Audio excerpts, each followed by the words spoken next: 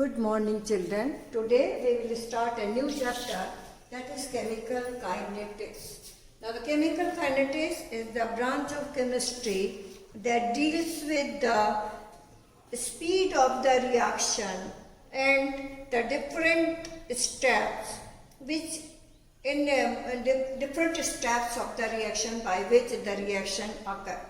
So in the chemical kinetics, mainly we will study about the rate of reaction or the speed of reaction. You know, the speed depends upon the distance traveled divided by time taken. But during the chemical reaction, there is change in the concentration, and then we can write the rate of reaction is equal to change in concentration divided by time taken. So here we will study the speed of the reaction. Mainly the kinetics is related to the rate of reaction or the speed of reaction by which a reaction occur.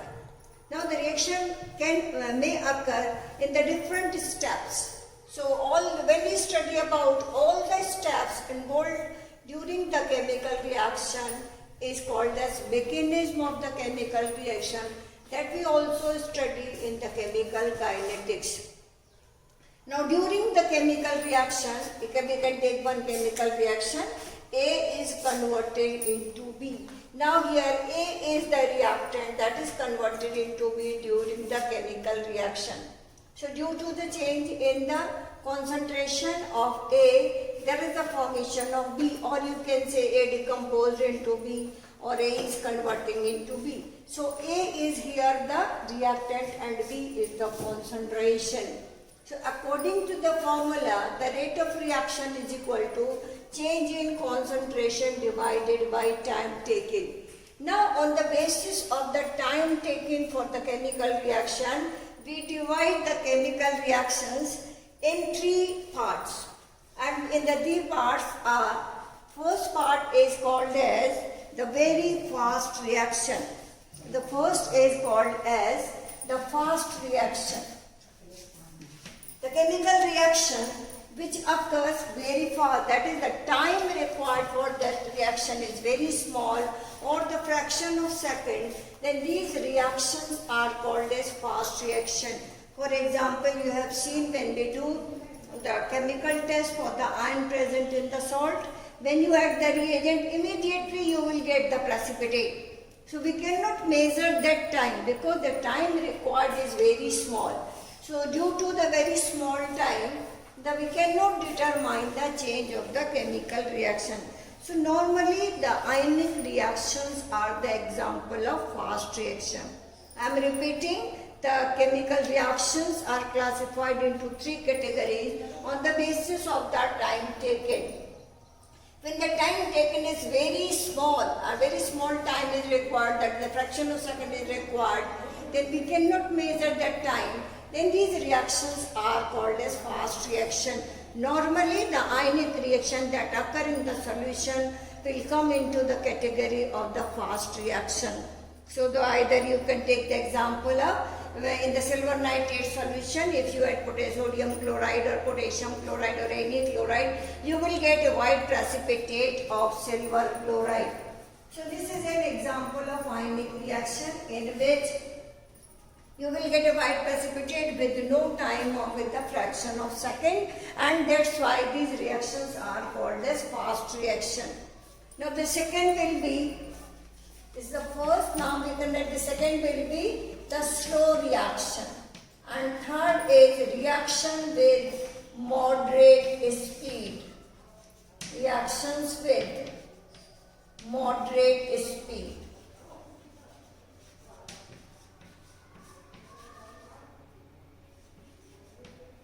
Now the second is the reaction with the reactions which are very slow. When the time required is very large and change in concentration is small. So suppose a chemical reaction takes 2-3 hours, or for the fermentation it takes 15 days. So when you convert days into hours, then second, time, minute and second, then you will get the huge value here. So when for the chemical reaction, when this time required is very large, then these reactions are called a slow reaction.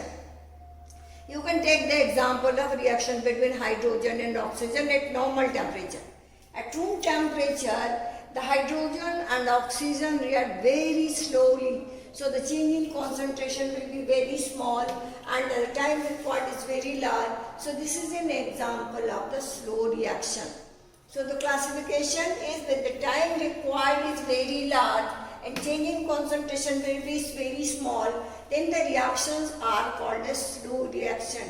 And we cannot determine the rate of such reaction. For example, we can write the fermentation, we can write the reaction of hydrogen and oxygen, we can write the example of reaction of carbon and oxygen at normal temperature. Without heating, a very small, very slow rate will be there. Very slow the formation of carbon dioxide will occur. So this is an example of the slow reaction. Now the third point is the reaction with the moderate speed. Now the chemical reactions which occur with the moderate speed means when we measure the time, it takes the 5 minutes, 10 minutes, 15 minutes. So when we can measure the time for the chemical reaction and then there is change in concentration is also having the effective values, then we can determine the rate of reaction. So the reactions in which the time required and the concentration both will change and the time can be measured and the change in concentration can also be measured, or that is also having some values, then the reactions are called as reactions with moderate speed. Many redox reactions are the example of the reactions with the moderate speed. So many reactions we can write the example for the moderate speed. You can write the reaction of hydrolysis of ester either in the presence of acid or in the presence of base. That will become an example of reaction with moderate speed. So the chemical reactions which occur with the specified time, which can be measured and the effective change in concentration, then they are called as the reaction with the moderate speed. And then in attention we can say we can only determine the rate of reaction when we measure the time and change in concentration both. So here we study only the reaction with moderate speed. So for the moderate speed, the rate of reaction is change in concentration divided by time taken. Again come to this reaction. The A changes to B where A is the reactant and B is the product. Now there is change in the concentration of A, that is reactant, as well as the concentration of B. So the both can be selected for the calculation of rate of reaction.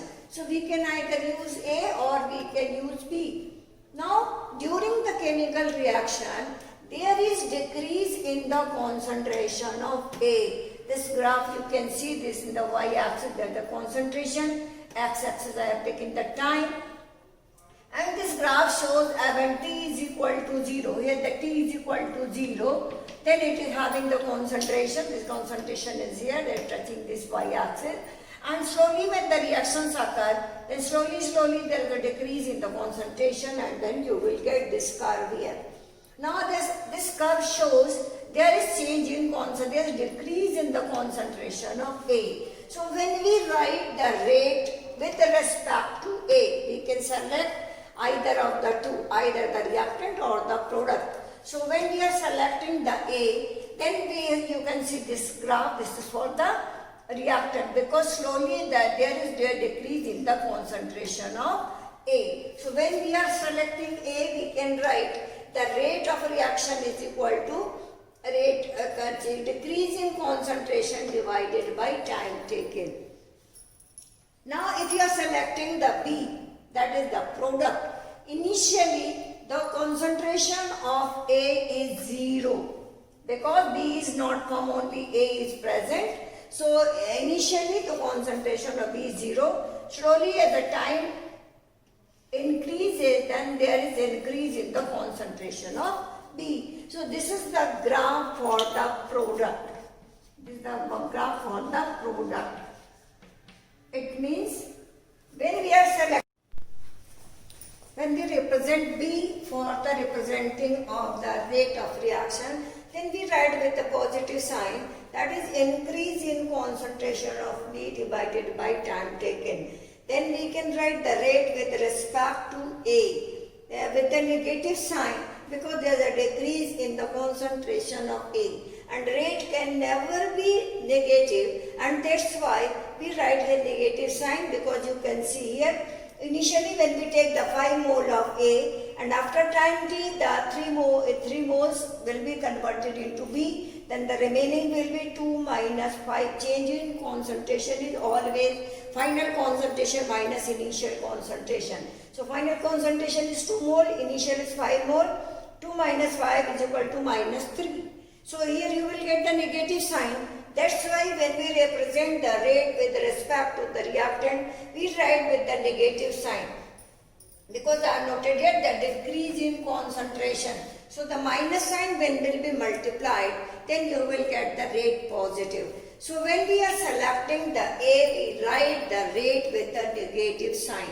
So we can write R is equal to minus dA upon dt. That is minus sign, then it is multiplied by the minus 3, then you will get the positive rate. So R is equal to minus dA upon dt with respect to A. So with respect to A, the rate can be represented as minus dA by dt, and with respect to B, it can be represented as plus dB upon dt, because there is an increase in concentration. Initially the B is 0. When there is a 5 mole of A, then the B will be 0. And then after time t, the concentration of B will be 3 mole. So we can write there is into 3 minus 0 is equal to 3. So we can write dB upon dt. That is change in concentration of B upon dt. So this is the change in concentration divided by time. So I am repeating, we can select either the reactant or the product to represent the rate of reaction. So when we represent with respect to the reactant, we always write with the negative sign. When we select the product to represent the rate of reaction, then it will be represented with the positive sign. So this is for the representation of rate. There is one more thing. When we are writing a balanced chemical equation, then stoichiometric coefficients will be there. So when we write with the stoichiometric coefficient, then we write the rate, then the rates will be divided by the stoichiometric coefficient. So we can take the example for it. So you can write the example for preparation of ammonia. The nitrogen plus hydrogen is converting into 2NH3. So now here we are using 1 mole of nitrogen, 3 mole of hydrogen, and then you will get 2 mole of ammonia. You can say that the rate of decomposition of hydrogen or consumption of hydrogen, you can say the rate of consumption of hydrogen is 3 times of nitrogen, because we are using 1 mole of nitrogen and 3 moles of hydrogen, and that's why the rate will be divided by 3 to equalize the rate. And in case of ammonia, the stoichiometric coefficient is 2, so that's why it will be divided by 2. So now when we write the rate with respect to nitrogen, nitrogen is the reactant, then we write with the negative sign.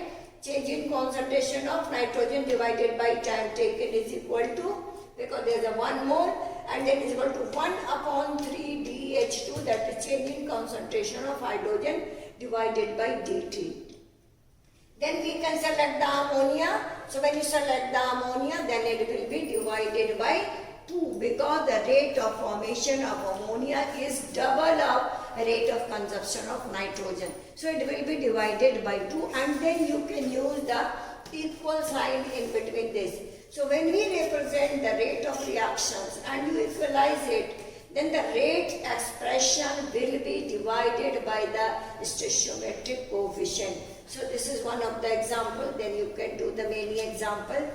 Simply I can write one more example for the combination of hydrogen and iodine to form 2HI.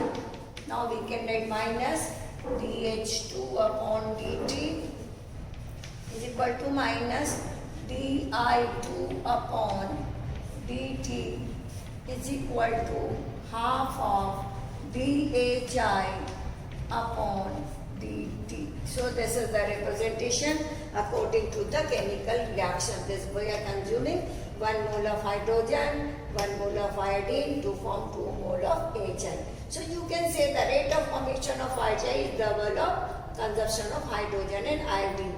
So we write the minus dH upon dt is equal to minus di2 upon dt because these two are the reactant. Then we write in terms of the HI, that is the product, then we write with the positive sign, and it is divided by the stoichiometric coefficient half into dHI, that is change in concentration of HI upon dt. So you will write for many reactions this rate expression, and then we will study the factors which affect the rate of reaction.